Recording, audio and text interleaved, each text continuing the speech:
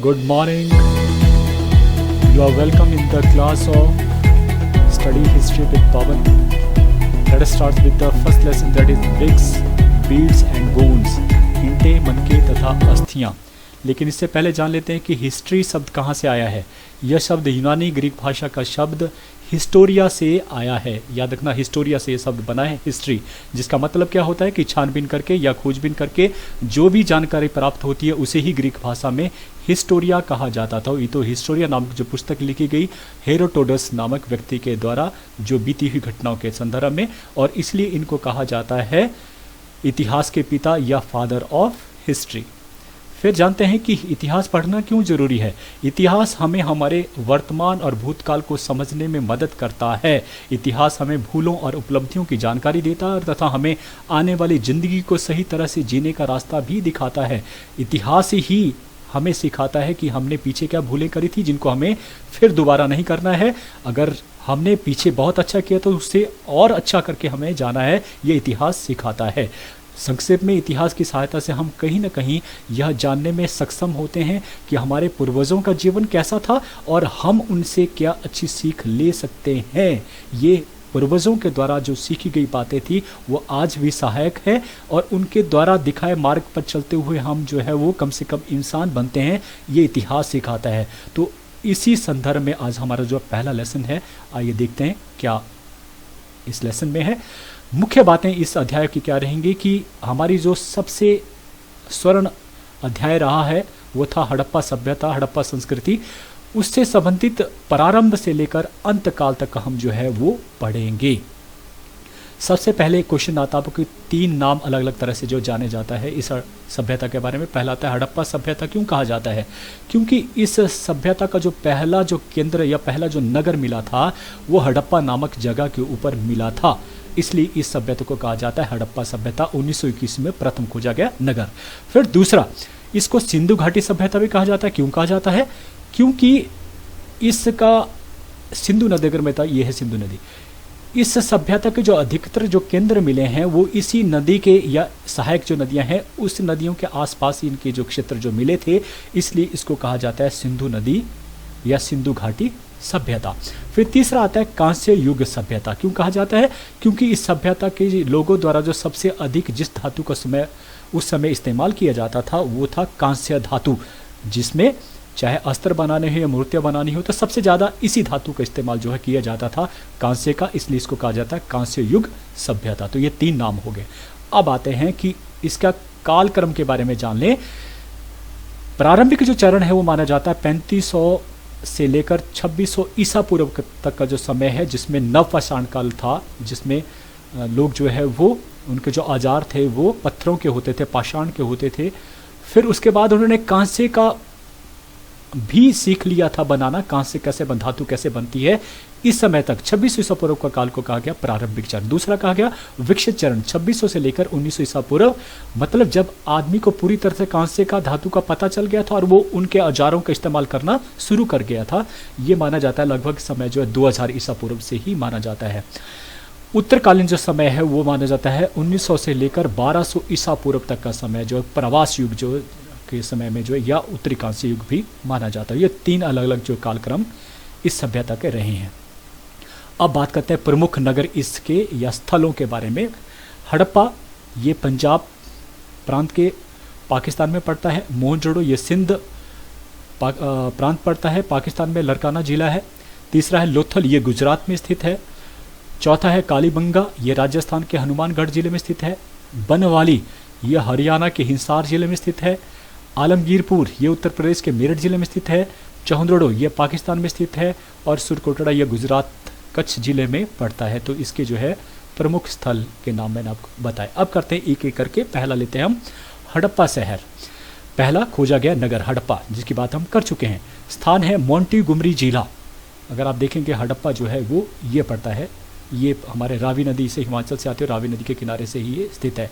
तो मोंटीगुमरी जिला, पंजाब प्रांत, पाकिस्तान देश और रावी नदी के पास।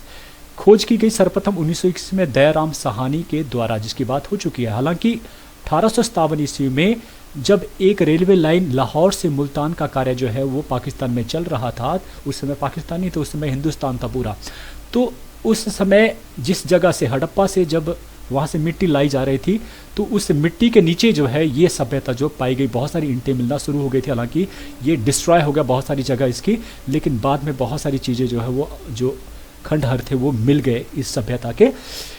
ये जो सभ्यता है किस चीज़ के लिए जानी जाती है? मुख्यतः जो है अपनी जो नगर योजना उसके लिए हड़प्पा जो है जाना जाता है। अगर मैं इसका जो है सुमेल करूँ तो आज का जो चंडीगढ़ है वो इसके साथ सुमेल खाता है। 90 डिग्री के ऊपर जो है वो इनकी जो सड़कें थी वो काटती थी। हर घर में जो है वो एक तरीका था जहाँ पर कुआं होता था, रसोई घर होता था, मतलब बड़े प्रॉपर तरीके से बसा हुआ एक शहर था।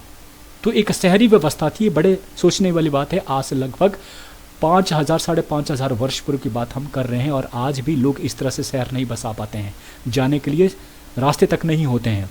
तो इसका आधुनिक जो है किसी ने एक बनाया है चित्र, तो देखिए इस प्रकार का ये शहर रहा होगा। चारों तरफ दुर्ग होता था जिससे इसकी रक्षा होती थी। अंदर जो खास लोग रहते थे, अमीर लोग, और बाहर जो है आम लोग रहा करते थे। तो ये हड़प्पा शहर। फिर मोहनजोदड़ो। मोहनजोदड़ो जो है जिसकी बात हम पहले भी कर चुके हैं, ये मोहनजोदड़ो स्थित है। ये पाकिस्तान के सिंध प्रांत का लरकाना जिला सिंधु नदी के किनारे पर स्थित है। ये सिंधु नदी के किनारे स्थित। इसकी खोज की गई रखाल दास बनर्जी ने 1922 ईस्वी में की थी। याद रखने वाली बात है। और याद रखने वाली बात है कि इसे मुर्दों का टीले के नाम से भी जाना जाता है। क्यों? क्योंकि यह शहर जो था लगभग 7 बार जो है बसा और उजड़ा, मतलब बाढ़ आई या किसी और कारण से जो है प्राकृतिक प्रकोप से जो है वहाँ पर आदमी जो है मर गए, फिर से दोबारा ये शहर बसा। तो इस प्रकार से ये मरते गए, बसते गए, और इस प्रकार से 7 बार ये शहर बसा, इसलिए इसको कहा जाता है मुर्दों का टीला पूछा जाता है। एक और चीज़ के लिए जो है जाना जाता है वो है कि इस शहर में एक बहुत बड़ा स्नानागार मिला है, ग्रेट बाथ मिला, जिसकी लंबाई 39 फुट, चौड़ाई 23 फुट और 8 फुट ये गहरा था। खास मौके पर यहाँ पर जो है लोग स्नान करने के लिए आते होंगे। ये कुआं था जहाँ से पानी आता था, और नालियों की व्यवस्था थी जहाँ से पानी जो है वो निकल जाता था, गंदा पानी। और किसके लिए जाना जाता था? यह है नालियों की व्यवस्था। ये पक्की नालियाँ उस समय बनती थी और ऊपर से ये ढक भी दी जाती थी, जो आज भी नहीं देखने को मिलती है। आज के गाँव तो है ही नहीं, शहरों में भी, मंडी शहर चले जाइए आप, बिल्कुल भी नहीं मिलती है, सड़ांध नज़र आती है। तो इस प्रकार से ये प्राउडरी मूवमेंट है कि इस प्रकार की सभ्यता हमारे उस समय थी। एक और कि नर्तकी की मूर्ति, कांसे की बनी हुई मूर्ति की उस समय लगभग 5000 वर्ष पहले जो है इस प्रकार की मूर्ति बनाना जो है कितना टफ काम था। उस समय इस प्रकार की मूर्ति जो है वो भी मिली है। फिर आता है चहुंदड़ो। चहुंदड़ो जो है वो अगर मैं दिखाऊं मैप में तो यहाँ जैसे जो है मोहनजोदड़ो के निचली साइड जो चहुंदड़ो जो पड़ता है, चहुंदड़ो जो है वो जाना जाता है कि एक तो छोटा शहर था, 7 हेक्टेयर में फैला हुआ था, और लगभग आज से लगभग 4000 वर्ष पूर्व जो है ये शहर बसा होगा ऐसा अनुमान है। और 130 किलोमीटर दूर स्थित है ये मोहनजोदड़ो से, इस शहर से। ये जाना जाता है, देखिए बहुत सारी चीज़ें बड़ा इंपॉर्टेंट है मनके बनाने के लिए। अगर मनके में ये इस प्रकार का शहर मिला है, मनके बनाने के लिए देखिए ये जाते हुए नीचे को सीढ़ियाँ, ये है मनके बनाने। तो इस प्रकार के मनके उस समय जो है बनाए जाते थे, जिसके कारखाने जो कहाँ मिले हैं? चहुंदड़ो में मिले। फिर बाट बनाने के, जिसको मैं बाद में दिखाऊंगा, बाट होता था, तोलने के लिए इस्तेमाल किया जाता था। और हर जगह एक ही तरह का माप जो है मिला है। अगर 1 किलो का किसी एक जगह मिला, वैसा ही माप का जो है 1 किलो का सेम वजन का जो बाट दूसरी। इसका मतलब क्या है कि कोई ना कोई एक जो है सरकारी इकाई होगी जहाँ पर ये बाट बनते होंगे। फिर शंख कटाई का काम, मोहर निर्माण, जिससे ठप्पा लगता था सामान की वैधता का, वो मोहरें भी जो है इसी चहुंदड़ो में बनाई जाती थी। फिर आता है रंगपुर। अगर रंगपुर को दिखाऊं तो गुजरात का ये जगह जो पड़ती है, ये रंगपुर जो है यहाँ पर है। रंगपुर जो है गुजरात के काठियावाड़ प्रायद्वीप में सुखभादर नदी के समीप जो स्थित था। 1953-54 में ए रंगनाथन द्वारा इसकी जो है वो खोज की गई थी। ये किस लिए जाना जाता है? ये जाना जाता है अपने मृद भांडों के लिए। मृद भांड मतलब इस प्रकार के बर्तन मिट्टी से पका के किए जाते हैं। देखिए कितने सुंदर तरीके से बनाए गए हैं। इसके बाद के जो थे वो और भी सुंदर थे, जिनको पॉलिश किया जाता था। उसके बाद बाट, जिनकी बात मैंने की थी, ये बाट मिले हैं खुदाई में। तो इस प्रकार के जो है वो तोलने के जो माध्यम जो स्थापित है उसमें। पत्थर के फलक, ये अब आता है धौलावीरा के संदर्भ में। धौलावीरा गुजरात में कच्छ प्रदेश के उत्तरी विभाग खंडीर में धौलावीरा गांव के पास 5000 साल पहले जो है विश्व का यह प्राचीन महानगर है। तो लगभग 5000 वर्ष पहले जो है ये माना जाता है कि यह स्थापित था प्राचीन नगर। और इसकी खोज की गई 1967-68 ईस्वी में जेपी जोशी के द्वारा इसकी खुदाई की गई और ये शहर जो है मिला। अगर मैं यहाँ दिखाना चाहूँ आपको धौलावीरा, ये पड़ा आपका धौलावीरा। तो धौलावीरा जो है वो लगभग 100 हेक्टेयर में ये विस्तृत है, फैला हुआ है। अन्य नगरों का निर्माण कच्ची पक्की ईंटों से हुआ है और धौलावीरा का निर्माण जो है चकोर और आयताकार पत्थरों से हुआ है, जिसको मैं आपको दिखाना चाहता हूँ। ये पत्थर ही है, चकोर और बड़े आयताकार जो है वो पत्थर थे, ईंटें नहीं थी। ये पत्थरों से ही जो है इसका निर्मित किया गया था। ये पत्थर ही थे, ना कि ईंटें थी। तो ये इसका बिल्कुल डिफरेंट था धौलावीरा दूसरे और नगरों से, देखिए अलग, बिल्कुल डिफरेंट। इसके अलावा और भी देखिए, और भी इसकी विशेषता थी। और क्या था, ये बोल रहा है कि धौलावीरा के जो किला है वहाँ पर एक जो महादीवार बनी है उसके ऊपर एक साइन बोर्ड बना है। साइन बोर्ड क्या होता है, जैसे कि कोई वेलकम लिखना, स्वागत लिखना, जैसे हम गेट लगाते हैं वैसा ही वहाँ पर जो है इस प्रकार का जो है वो साइन बोर्ड मिला, देखेंगे आप इस तरह का। क्योंकि ये लिपि जो है अभी तक पढ़ी नहीं जा सकती है। ये जो लिपि थी सभ्यता के, सिंधु घाटी के सभ्यता के लोगों की, वो चित्रात्मक लिपि थी जिसको अभी तक नहीं पढ़ा जा सकता। तो इस प्रकार से क्या लिखा होगा इसके बारे में कोई जानकारी हमें नहीं है। तो ये भी वहाँ पर से मिला है, पूछा जा सकता है।